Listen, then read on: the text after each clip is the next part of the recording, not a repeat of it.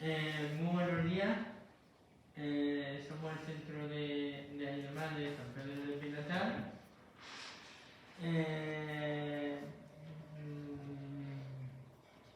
Somos el taller de Avanza,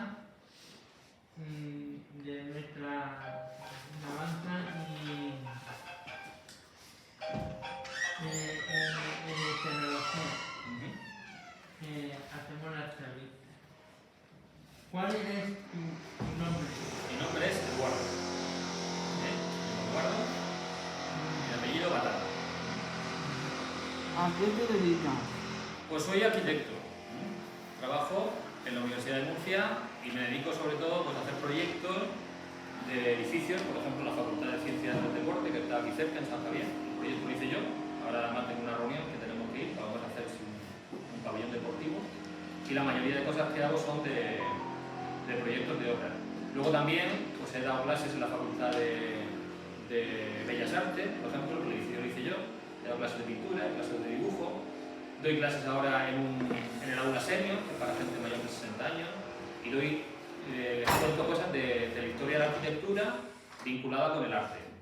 Y aparte pues también pues, pinto y ahora pues, me dedico un poco a hacer cómics, pues, como digo, un poco de hobby.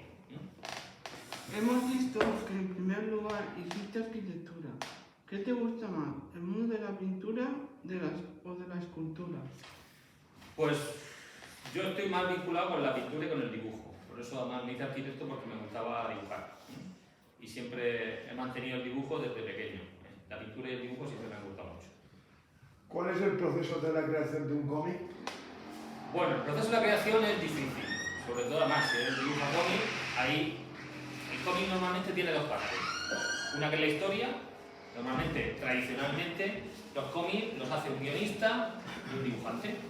Hay otros, habéis visto por ejemplo los de Marvel, los de superhéroes, ahí hay mucha más gente. O sea, tienes un dibujante, por ejemplo Sam Spin, que es un dibujante de Marvel, dibuja solo lo que es el dibujo. Luego tiene otra gente que se dedica a colorear y hay otra gente que luego lo edita. Pero le dan la historia, hay uno que escribe la historia. En este caso, cuando alguien es autor y lo monta todo, en mi caso, como él hace sus cómics, pues resulta que tú tienes que ir contando tu historia a la vez que vas haciendo los dibujos. Yo, por ejemplo, intento documentarme mucho. Veis que los cómics míos son más bien realistas, son sobre todo muchos históricos, aunque ahora estoy elaborando otro de historia mía.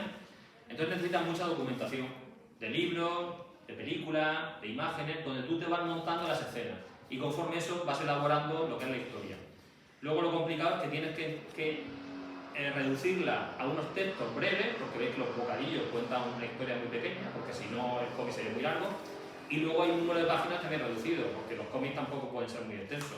Porque aparte de que la gente se cansa, aparte el cómic también es caro porque los colores son caros, el papel es caro, la tapa es cara. Entonces, para que no se suban mucho de precio y demás, pero al final son cómics, lo normal es que sean entre 48 páginas, 56 o 64. Aquí, por ejemplo, es de 48, es de 50, aquí sí que es 68, pero aquí ya son 100 páginas. Entonces también es muy largo la elaboración. Pensar que un cómic pues, suele llevar 2 años, 1 año, 2 años, 2 años de trabajo. O sea, el primero, por ejemplo, me llevó 1 año, el de Speed me llevó casi 5 años y este pues casi 1 año y medio. Este es un poco lo que es el proceso de la elaboración. ¿Dónde te viene la inspiración para crearlo todo? Pues normalmente te buscas una historia que a ti te guste. O sea, tienes que sentirte que los personajes, lo que estás contando, pues te atraen. O sea, yo por ejemplo, pues bueno, una era un tema de una expedición porque me gustan los viajes y también lo veía interesante, siempre me ha gustado también el tema de la montaña y el tema de salir al aire libre. El segundo, como digo, también era un personaje que era arquitecto, pero a la vez también el tema de la Segunda Guerra Mundial también era una cosa que me interesaba. Y el tercero, pues un poco la historia de Murcia, también era cuestión de buscar. Entonces, siempre intento buscar historias relacionadas con cosas que a mí me apetecen y, sobre todo, documentarme mucho. ¿Todo es inventado por ti? Bueno, los montajes de las escenas sí, lo que pasa es que muchos, como digo, intento apoyarme en fotografías. Lo que pasa es que las voy, en muchos casos, pues las voy deformando. O sea, el cómic, por ejemplo, de Scott, esa portada incluso, de muchas de ellas, lo que hice fue hacerme un diorama, ¿sabéis? Es con unos muñecos, yo tenía, no sé si si los conocéis, son los Madelman, son unos muñecos que eran los que yo tenía de pequeño, que tengo además un montón. Entonces me hacía escenas de los caballos, con animales, y entonces le hacía fotografías. Me servían para luego ir pensando si lo miro desde arriba. Esa, por ejemplo, fue una fotografía aérea que hice desde arriba. Este, por ejemplo, ha sido una imagen del castillo con un muñeco que tengo de un caballero, no es este exactamente, pero es un caballero de plomo. Entonces le hago una fotografía y entonces me voy encajando en las imágenes. Entonces, muchas de ellas, sobre todo cuando haces cómic realista. Cuando el cómic es más imaginativo, pues te da más tiempo a la creatividad. Pero claro, cuando haces un cómic que es realista, pues los caballos tienen que ser caballos, las personas tienen que tener sujetos, entonces tienes que apoyarte en otros recursos que normalmente pues, es el cine, la fotografía, las imágenes, los modelos, o sea, fotografía de alguien que te sirva de referencia, para que siempre salga el mismo. Lo más complicado quizás del cómic, aparte de que la historia se enganche, es que cuando haces cómic realista, los personajes se parezcan. Porque puedes hacer una cara y en el siguiente pues resulta que no es la misma y tú dices, bueno, este tío, ¿quién es? Cuando haces superhéroes, pues es más fácil, porque si pones un antifaz o pones a Batman, pues con que le pongas la de negro con la capa, pues ya sabes que siempre es Batman.